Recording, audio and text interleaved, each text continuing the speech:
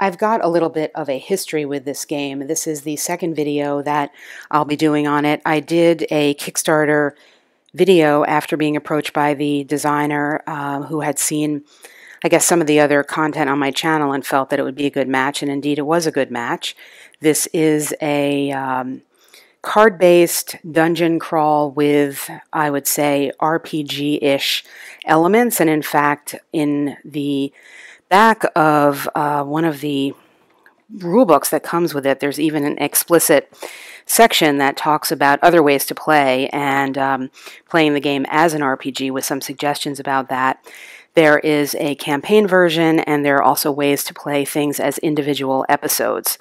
I haven't watched my own video on the earlier on the Kickstarter version of this game that I did. I'll do that, but I haven't done that. I don't know why I haven't done it. I don't really want to, I guess, taint this in some way. We're looking at the back of the box here. This is described as a, it says, inspired by adventure books, RPGs, and fantasy board games, Legends Untold offers a deep adventuring experience that sets up in 5 minutes, has no player downtime, and you can finish in an hour.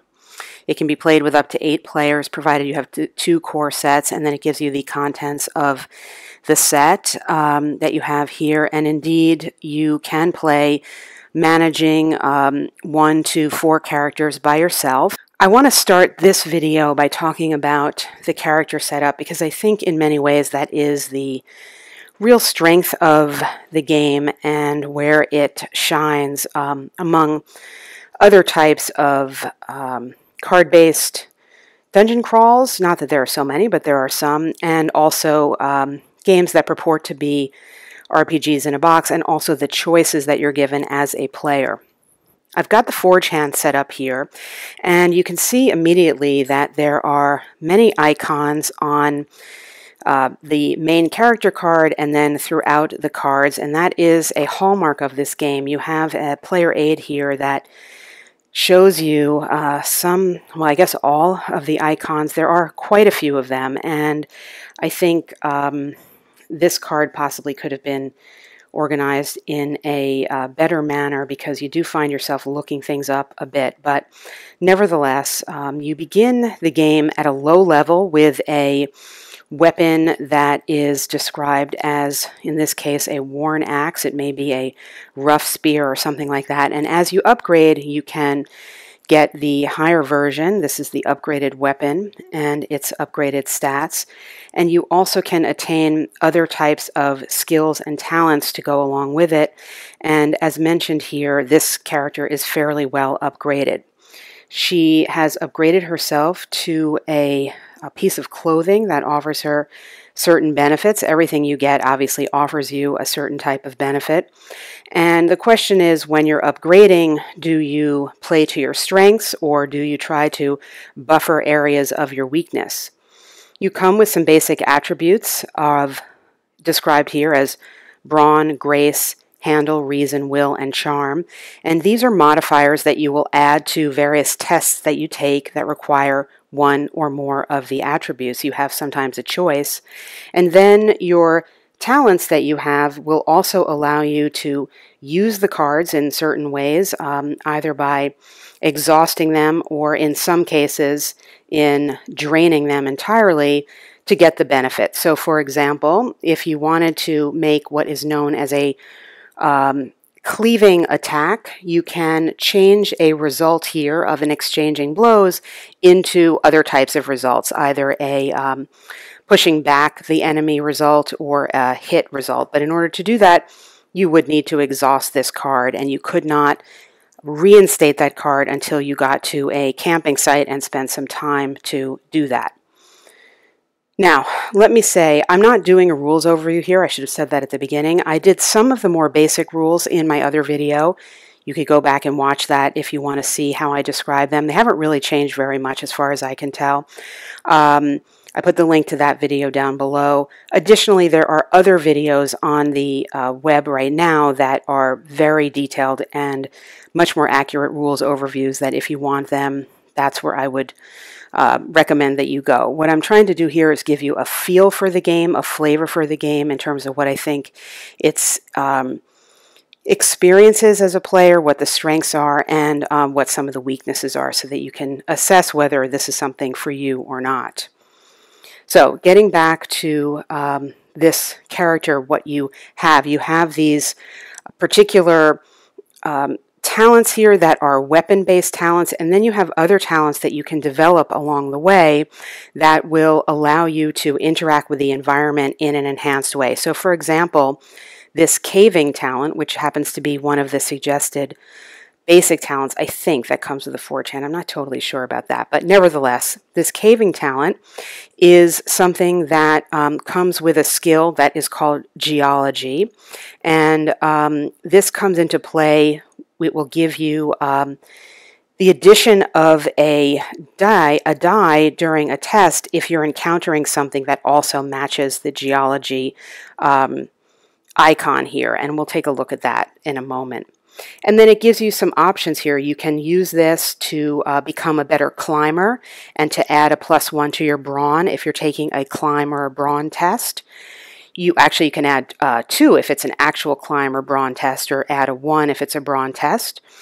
Or you could have something called Listen to the Rock, which is if your party is sneaking into an area, which is an option to do, you get an additional benefit for that, and so on. So each of these cards has 3 choices, and they become very rich in terms not only of how you use them in the game, but when you are doing the upgrade, how you make the choices of which card you are going to upgrade to, because there's a nice stack of possible upgrade cards, and let me see if I can find that for you. And you do find yourself faced with many choices of how you're going to upgrade, and ditto for the weapons upgrades. Again, determining whether or not you're going to play to the strengths you already have or try to upgrade yourself sort of overall. Your basic stats over here have to do with combat stats. So the number that you need to attain or do better than on a roll of 3d6 is here in this column, and what it means is this icon. So for example, to attain a critical hit, you would have to roll a 16 or greater, and there are certain additional benefits with critical hits. To attain a strike, which is a basic strike, you would roll a 14 or better. To attain something called an advance, which is going to give you future benefits, you would have to roll a 12 or better. To just exchange blows, it would be a 10 or better. And to get pushed back, a negative result, you would be rolling a 9. Or to get a wound, you would be rolling an 8. And what are these characters doing? They're doing various things, and here we're looking at a episode called Reunite the Mother. It is for a level range 6 to 8 character, and I showed you, I believe it was a 6 range character, a 6 level character. There's a little description of the episode and what is going on there, and then it explains for you how to set up the adventure deck, and in this case you're pulling out a particular foe, putting it to one side because you will place that foe at a certain location when you get to it, and you will be taking this great cavern location and shuffling it into the bottom half of your location deck. This iconography here is what you need to know to set up your adventure, and the 2 lines here refer to whether you're playing it on a legendary level, which is the more advanced level, or the basic level for whatever character you're running. What this means is, say, taking the basic level, you would, for this adventure, pull in 6 time cards, so 13 of these location cards, following the rule here of taking this great cavern out. 10, these are foe cards. These are 13 discovery cards, 7 loot cards, and 3 barrier cards. You pull all these together to form the adventuring deck that you're going to be moving through as you pull in the locations. In addition to that, you'll be using the entire deck of cards you get with this icon on the back that's a barrier and pulling it in when the location calls for it. And additionally, you'll be pulling in these obstacles when the location calls for it. This is an example of a location, and in fact, this is the place that you are told here for this episode that you will be your starting location. And again, you can see it is full of iconography, as is pretty much everything in this game, and it will describe to you certain environmental conditions for this location and whether or not there are foes present, whether or not there are discoveries possible, whether or not there are animals and fungi which can come into play as a result of cards. The things in green are not represented by any initial condition, but can be relevant when you come into play. This is a campsite that will allow you to rest at a faster rate than you would if there was no campsite icon there. This is one of those barriers, and behind it is going to be a potential discovery. This is a search icon, and I do remember mentioning in my other video, at least I think I do, this point about these search icons, because you can only do an extra search in a location, for the most part, if there's a search icon there. And to me, that was something that I had hoped they would change in the course of developing this game further, because to me, one of the hallmarks of doing a dungeon crawl is this kind of limitless ability to search. I mean, you don't always find something, but you can always search. And in this game, you can't search unless there's a search icon here, or there are certain cards, I think, that will allow you to do a search without the search icon. But for the most part, you need this search icon to do that. Additionally, there's an atmospheric component to this game that has to do with the type of light that is at the entrances. So it could be bright, ambient, or dark. And these numbers here represent numbers you need to roll that or in excess of that to complete a certain type of scouting test when you enter the area. And you can see them represented here. These feet represent where you would enter here if you were placing this card next to another one. But in this particular case, our party, which is represented by this token, begins here. In this particular case, we would turn to the turn sequence and see that at the beginning we would do a scouting phase, which is the first aspect of it, is we could choose to stay in the same location. And in this case we would, because there's stuff to do here that we haven't done yet.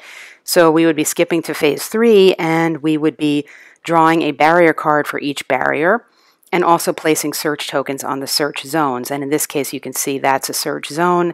Here is a barrier token. And then we could attempt to resolve that. So let me give you an example of this. We pull from the barrier pile, and you can see here this matches that, and find out that this is a gas pit. It's a basic test that we need to pass. And there's, again, more iconography on the card that we haven't seen yet. This iconography here refers to what is known as the readiness of the party. And here is the readiness card. We haven't talked about that. Your party is going to be in one of these 3 stances throughout the game. And in this particular case, it's telling you that if your party happens to be in this bold stance, you're going to get a benefit to your test here. So if you are emboldened, you're going to be dealing with this at a +1 benefit. And this card itself will tell you for various obstacles, booby traps, and discoveries what the impact of these various stances are. And you can choose a stance before you begin your investigation. In this case, I guess now when we're starting, I have to check on that, or I guess we've just decided what stance we are in. I have to check on that. I'm not really sure. In any case, you get a choice for all of these cards of 3 options as to how you're going to attempt to pass this test. And the green strip tells you what you get if you succeed, and the red strip tells you what you get if you fail, or what happens to you if you fail. So there are decisions to be made, because first of all, you need to look at your own values, what might be the highest additional die number you would get with your roll for, say, doing a test using grace versus one using reason and spot versus reason and identify, and then the various numbers. And then also you need to look at the various benefits or detriments that happen if you would fail. So each card presents a lot of decision making, and for my example here, I just showed you one character. But if you're playing two characters, or certainly three or four even, well, I should say even two, or definitely three or four, when it says here one hero may test, you have many different options, and you can, as the solo player, and this is another place where I think the game is strong if you like a game where you are thinking about maximizing your potential for success very, very carefully. You could spend a lot of time trying to figure out not only which character would attempt which test, but which potential benefit or detriment is most relevant to you if you potentially failed. In my case of the example, I just had the one character as an example, and as a result, most likely, I would probably simply go with her strongest attribute. I think that would end up being grace. I have to check. Let's see. Actually, I'm incorrect here because I am reminded that my upgraded outfit here, unfortunately, because maybe it's stiff and protective, it gives me a -1 to my grace tests, and therefore, I would be at a detriment on grace, and I have a 2 benefit on grace, so that would go down to a 1 benefit. On my reason tests, however, I have, let's see, where is this? I could exhaust this to gain a +1 to my reason for a current test. It's not a grit will test, but I could activate that to gain a +1 that would offset the -1 I'm getting from my outfit. My reason itself, however, my baseline reason benefit is only 1. Now, I've got a caving underground skill set, and this, I notice, says I can gain +2 to my current test on any event that requires this is the gas thing or the flood thing. And I think that means, because I think this means that this could apply here. So what I could do is I could exhaust this to get a +2, and I could also exhaust the face the fire to get a +1. I'm going to cancel out that +1, however, by this inherent restriction of my outfit that I'm wearing, so that's going to give me a total of +2, and I would be needing to get a 14 or greater to succeed in this. A success in this means that my readiness is going to go to bold, and a failure means I'm going to spend time. So let's just see what happens with the +2. I would be rolling these 3d6s, and I got 9, 10, 11, 12, 13, so that was a fail. A fail causes me to spend time. Time in this game is an interesting and very clever mechanic whereby you are given, in the scenario, you are given an indication of how many time cards there are. For this scenario, I think it was 6. Every time you move into a new space, you just pull out a time card as such. Sometimes if you are moving in a certain manner, you need to pull out 2 time cards.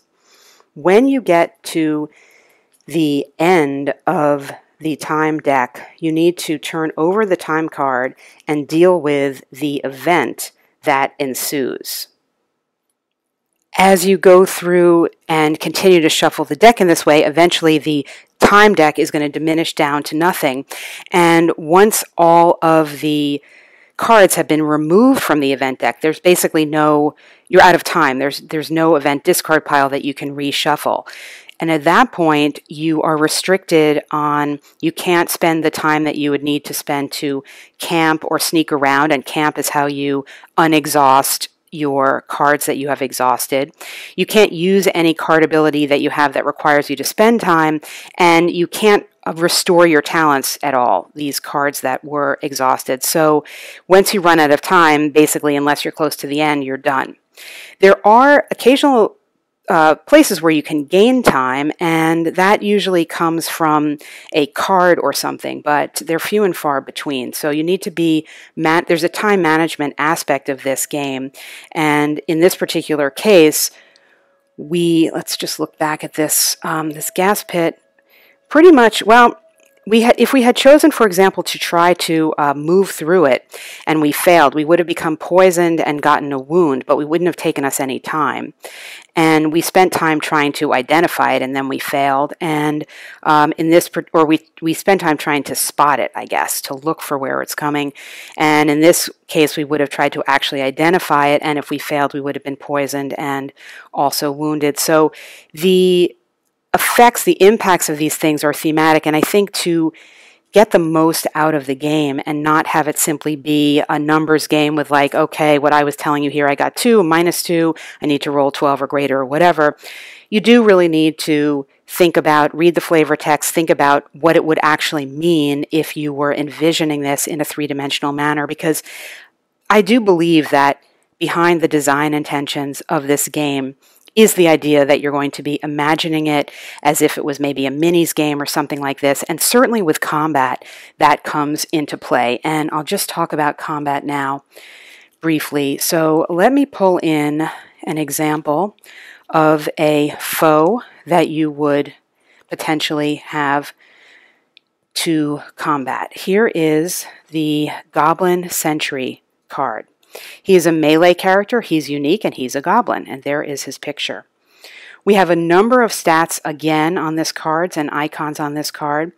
The number underneath the foe icon is telling you what the surprise value is. So when you first encounter somebody, you can attempt, or you must attempt, to see whether you surprise that foe or not, and if you do, you get a benefit in the combat round.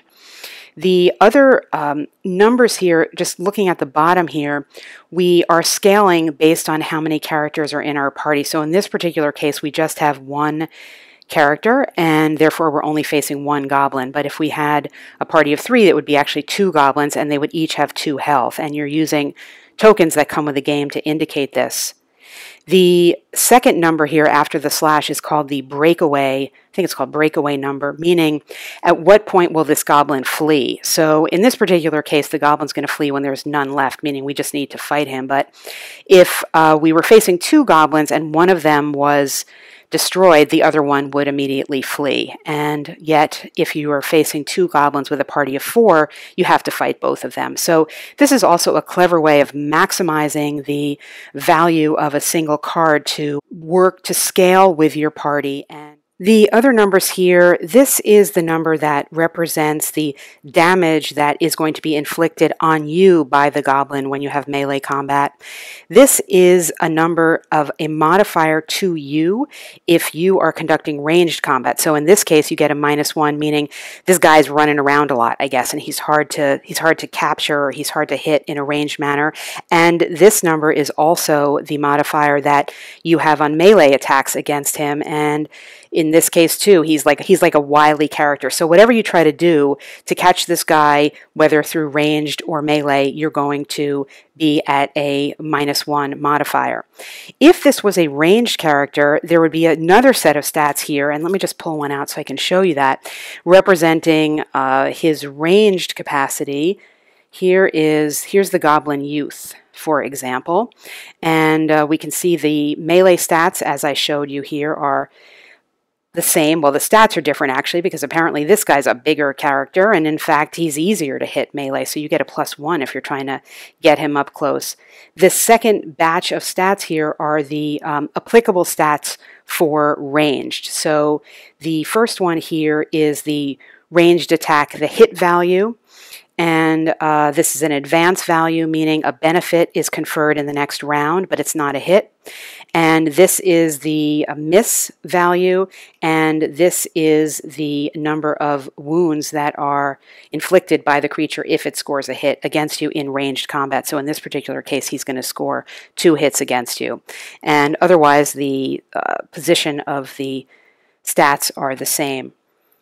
The combat procedure is such that ranged combat, if there is a ranged character, is going to happen first. And again, that makes sense if you think about it, because you're going to be trying to see whether you surprise somebody, and certainly if you have a bow and arrow, you're going to try to strike this guy before you get up close to him. Otherwise, you're going to do melee combat, and you're going to be using your own stats against him with your weapons, etc. So, for example, you have your axe here, and this is going to give you the stats that go with it. This icon up here is going to indicate what type of talents you can associate with that, and we saw some of those at the beginning with my character. So this icon must match, and we see here that we have assigned this talent, which will allow us, if we used it for the charge benefit, to gain an advantage on our next attack. That's going to give us a +2 modifier in a melee, and actually it also lets us use this as a ranged weapon.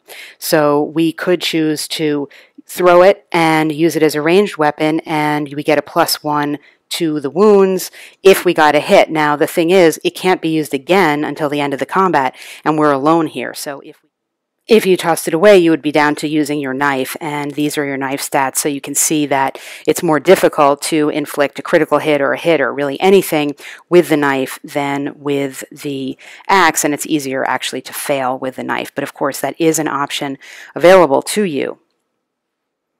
As you continue through adventuring, you are building your map as such, pulling out random locations based on the number of locations assigned to you by the scenario or the episode that you're playing, and you have a goal in mind, and in some cases it's locating a particular or getting to a particular location and defeating a particular foe. It could be finding a certain type of loot that you have seeded into the deck or something like that. There are quite a few different locations, or I should say episodes and scenarios provided. And let's just take a look at the back of the box and see.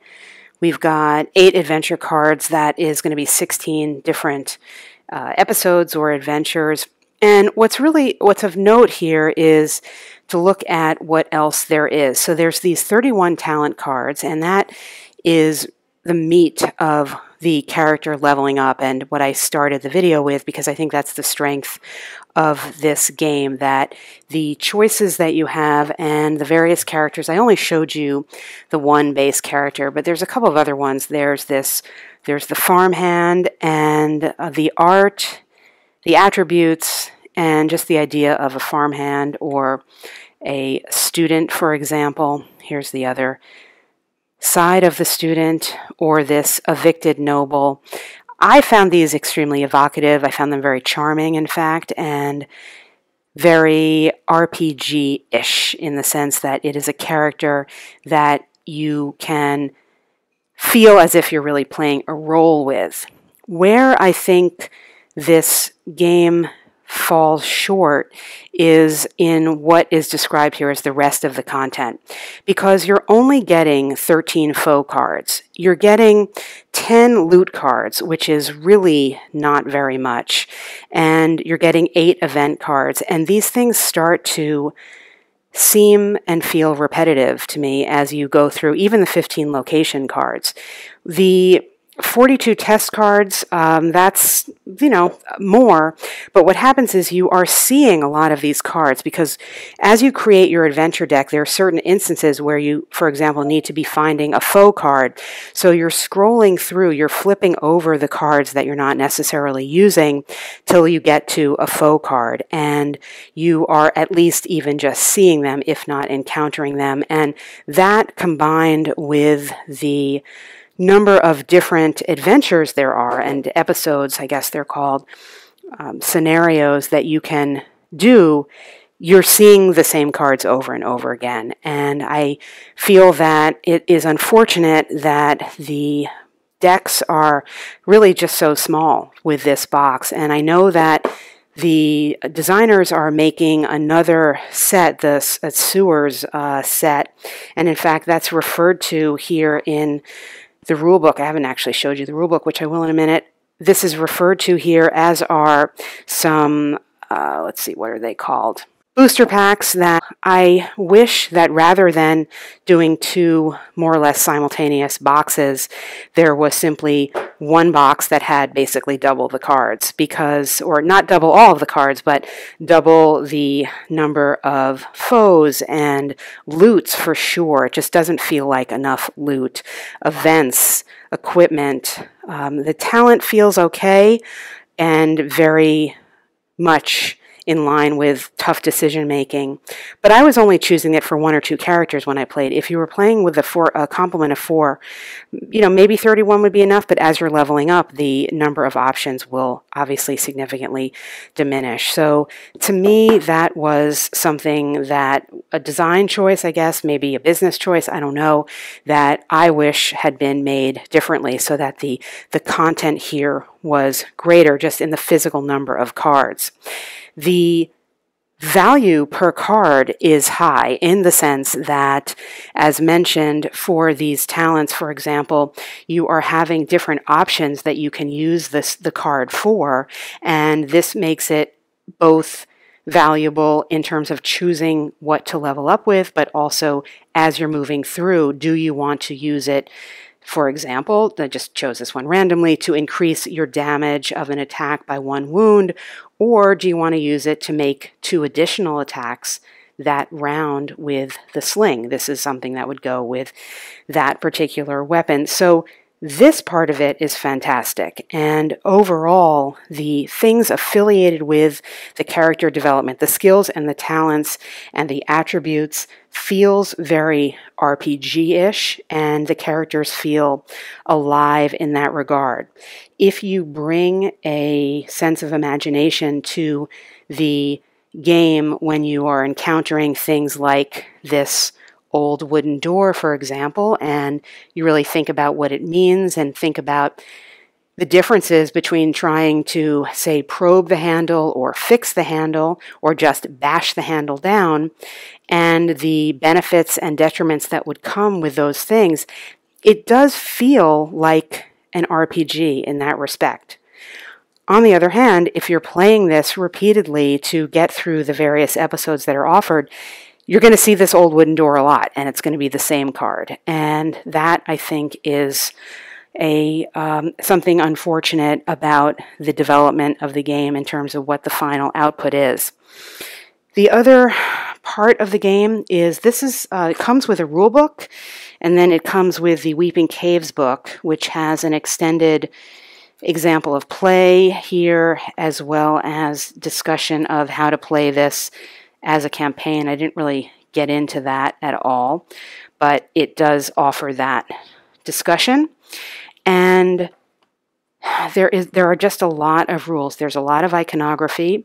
There is a lot to remember. There are a lot of different types of tests. Well, test is the wrong word, but within the mechanic of just rolling 3d6, or in certain cases 4d6 for certain types of tests, there are various subcategories of different types of tests and what the implications might be for that, and if the party is in a particular stance, what that means, and if they are in that stance vis-a-vis a certain type of environment or foe, what that means.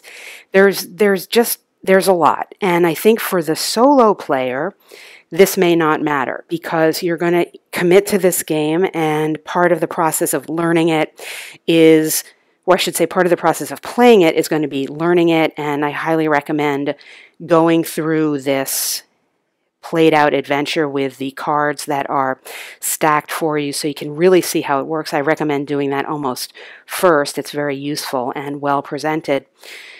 But that said, I think to get this to the table with other people, they're going to have to be highly committed gamers, because to teach this game is going to be lengthy, and to really even learn it to the extent that you can teach it is going to take a long time. The rule book of 58 pages here, 58 pretty dense pages here, combined with this other book of the example of play in the campaign for a game of this size in terms of the content and the differentiation.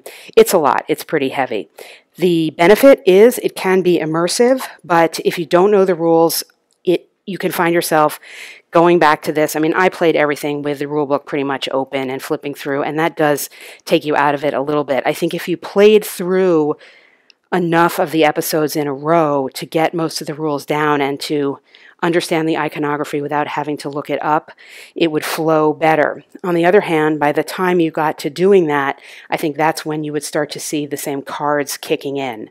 And that is where I feel there would have been a benefit to the overall experience had there been more cards in the basic box.